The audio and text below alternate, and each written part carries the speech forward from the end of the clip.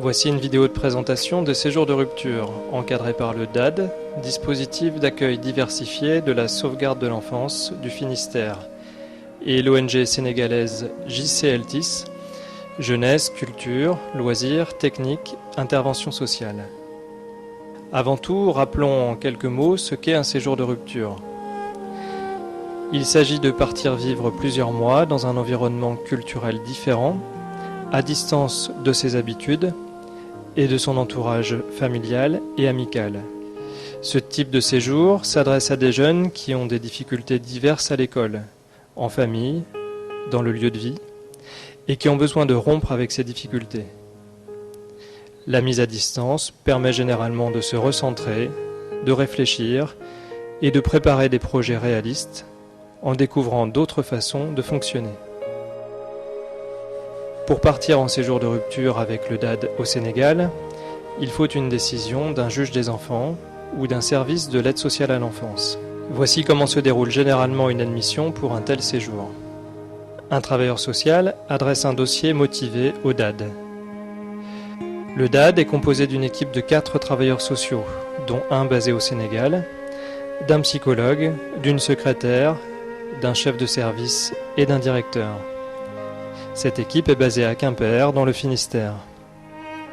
Un premier entretien de présentation et d'échange sur le projet a lieu à Quimper, où le jeune est généralement accompagné par son travailleur social référent. Si la candidature est retenue, un entretien d'admission a lieu quelques jours ou semaines plus tard. Pendant toutes ces étapes, le travailleur social qui accompagne le jeune l'accompagnera aussi dans les démarches telles que le passeport, les vaccinations, l'obtention des différents documents. À partir de là, une date est fixée à réception de tous les documents par le chef de service du DAD pour préparer le départ. Une fois la date calée, le travailleur social du DAD accompagne le jeune jusqu'à Paris. À Paris, le jeune est pris en charge par un accompagnement Air France jusqu'à destination. Arrivé à Dakar, capitale du Sénégal, le jeune est accueilli par un travailleur social, le permanent pour le DAD au Sénégal, et par un responsable de l'association JCLTIS, lui aussi travailleur social. Avec plusieurs restructurations opérées au niveau local, on en est arrivé maintenant à avoir 4 établissements, si on peut dire, qui fonctionnent. Un en milieu urbain au niveau de Khariala avec 60 jeunes filles qui sont accueillies là-bas dans les métiers de l'artisanat.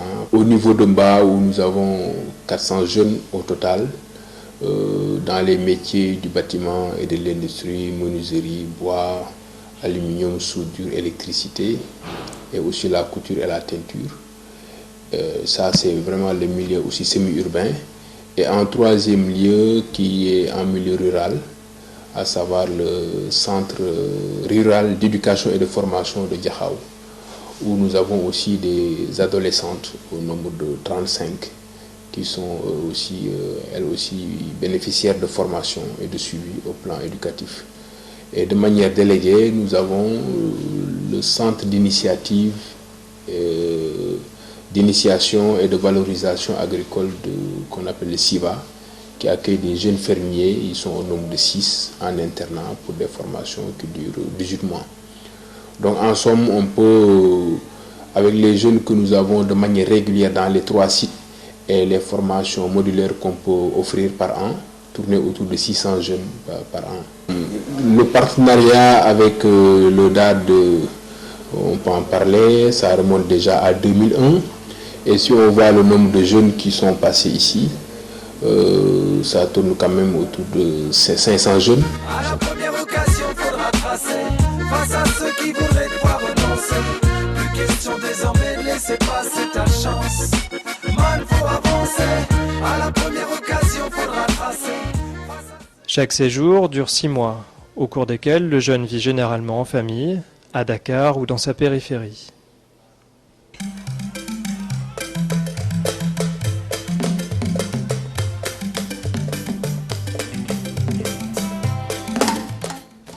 Ponctuellement, l'hébergement peut aussi se faire au niveau de l'internat du centre de formation de l'ONG JCL10.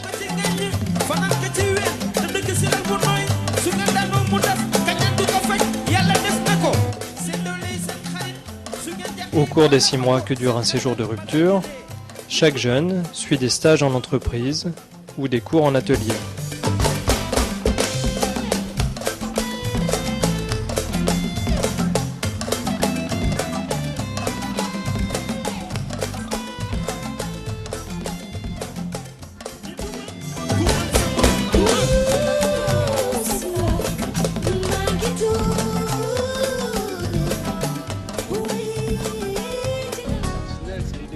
Tu fais le ciment avec la main, le béton avec la main. Tu fais, y a pas des grues, tu vois. Il y a des grues, mais c'est pour les grandes constructions, quoi. Là, tu casses tout à la main, c'est comme ça. Au marteau et au burin, quoi. C'est difficile, quoi. Le stage ici, il se déroule super bien. Il y a plein de personnes que j'apprécie beaucoup. Le travail aussi, je l'apprécie.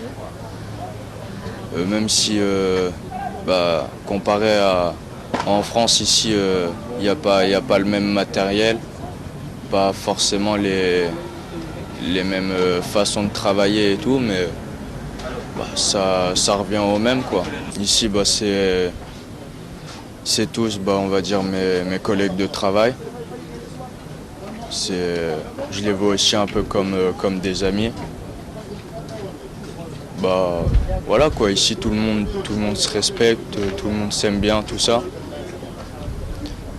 Tout le monde travaille à sa façon, à sa vitesse et tout. Et c'est ça qui est bien aussi, quoi, parce on peut faire un peu comme on veut et il y a personne qui est derrière pour critiquer ou quoi.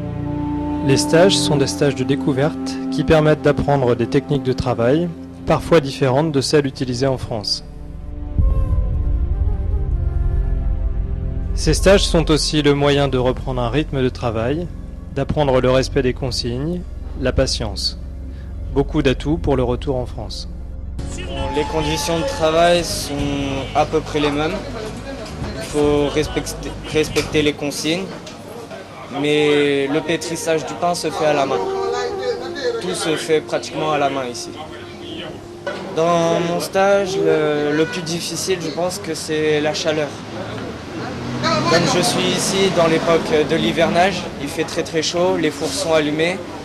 Donc c'est la transpiration, la sueur qui coule sur le visage, c'est la chaleur. Sinon, c'est pas si compliqué. Si tu fais abstraction à ça va.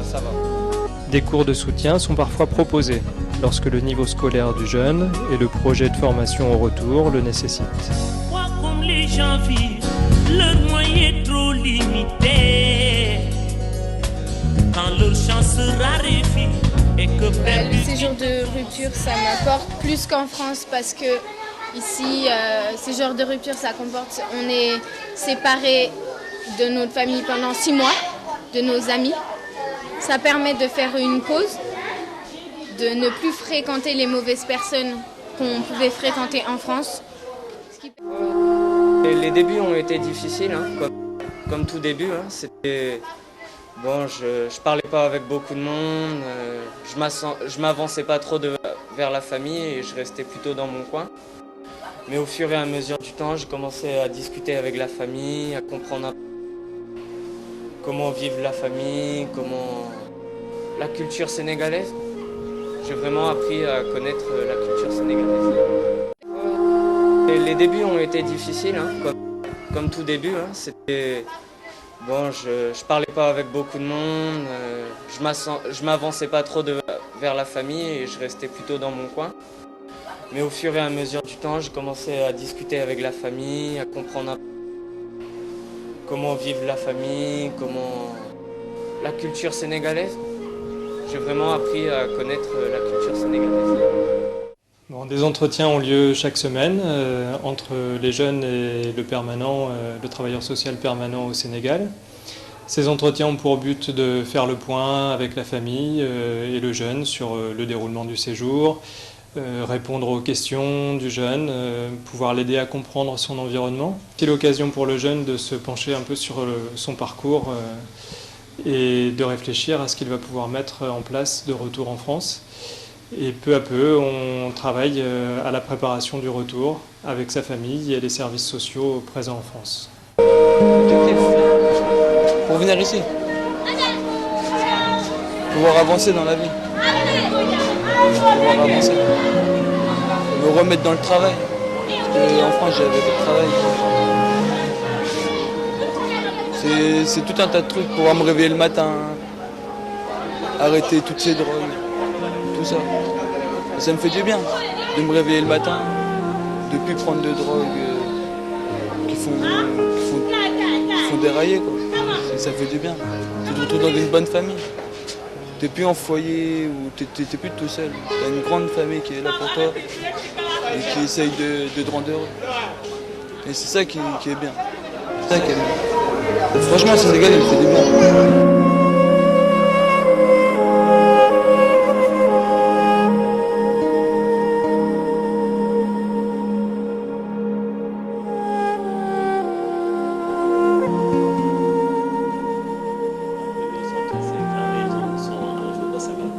Ils vont en stage, ils descendent à 17h. De 17 à 19h30, généralement, ils n'ont pas grand-chose à faire.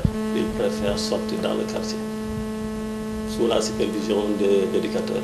Sortir dans le quartier veut dire qu'ils ont des copains, ils peuvent aller au cyber, mais tout ça dans le quartier. La personne qui accueille les jeunes, en quelque sorte, la famille, c'est des gens qui ont vécu dans le quartier minimum 35 ans, 40 ans. Moi, je peux donner mon exemple. À Grand Yoff, j'ai vécu 40 ans. Bon, tous les gens à peu près me connaissent. Et plus souvent, les jeunes qui viennent en séjour, les jeunes tubaab, un jeune qui sort, ils savent qu'il est chez Amidou. Donc c'est à peu près comme le téléphone arabe. Un jeune qui est quelque part, avant de revenir, les gens me diront que bon, le jeune était telle maison, dans telle maison, dans telle maison. Donc ça sécurise les jeunes. Nous, bon, on a l'information en temps, même si on se déplace pas. Ce que je veux dire, c'est la solidarité. Pour l'ensemble des jeunes qui sont accueillis en séjour de rupture, bon, tous les 15 jours, il y a des sorties de découverte qui sont organisées par l'ensemble des jeunes qui sont accueillis au niveau des familles. Donc, ce qui permet aux jeunes de visiter des sites comme l'île de Gorée, l'île de Ngor, le Magic Land, le centre-ville de Dakar. Ils peuvent visiter aussi certaines places qui sont autorisées pour la baignade. Il y a les Mamelles, où il y a le phare et les statues du monument de la Renaissance africaine. Tout ce qui est aussi la lutte, qui est une activité très prisée à Dakar. Donc, et des parties de foot qu'ils peuvent faire pour les jeunes qui veulent vraiment faire du foot. Donc, à la plage, ça peut être aussi sur le terrain de foot avec les jeunes dans le quartier.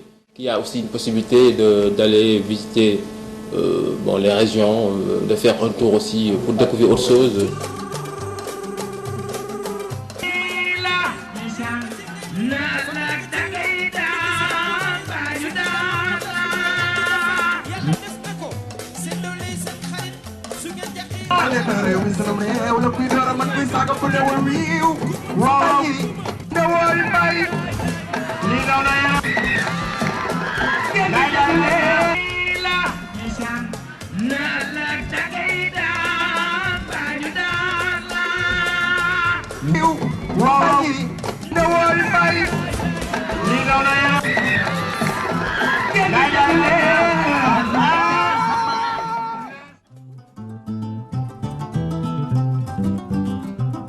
Tout au long du séjour, un lien est maintenu avec la famille, en fonction de la situation personnelle du jeune.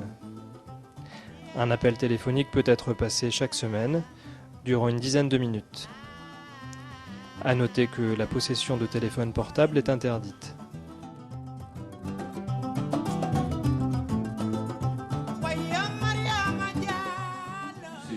Le jeune va être en contact régulier avec un travailleur social du DAD qui va être son référent éducatif. Alors ce référent du DAD est aussi en lien permanent avec les familles et les services sociaux qui nous ont confié le jeune pour leur parler de son évolution. À la fin du séjour, nous rédigeons un rapport sur le déroulement du parcours et du comportement du jeune, rapport que nous adressons au juge des enfants ou à l'aide sociale à l'enfance, ou les deux, ça dépend des situations.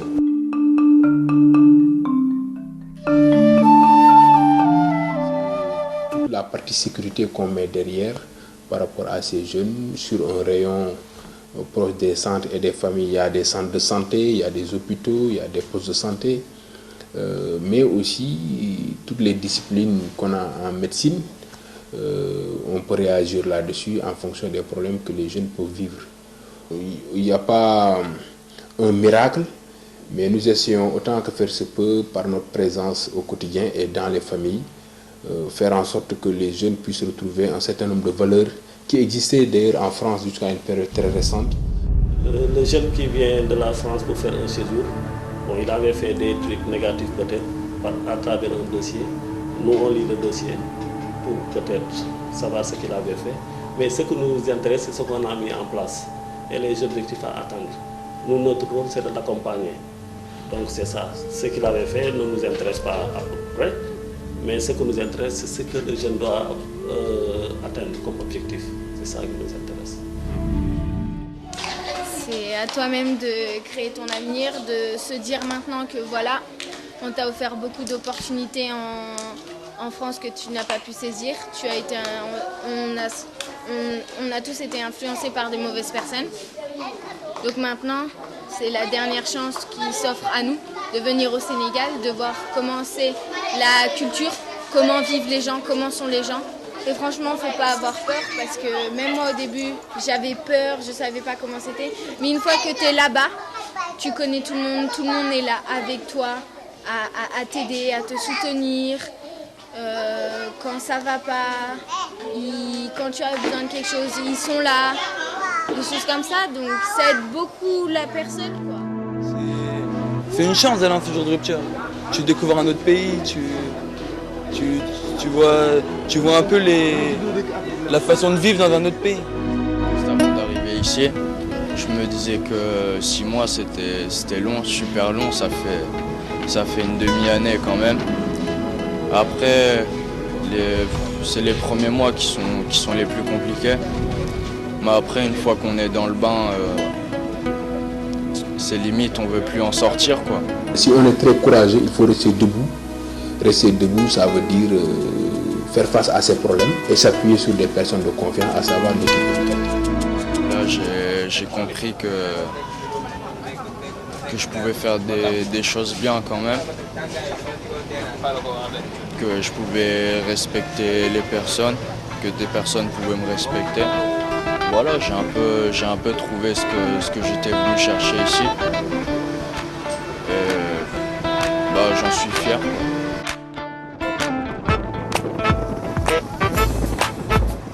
Éveille-toi à l'harmonie, partage ta joie de vivre. Éveille-toi à l'harmonie, célèbre chaque instant de vie.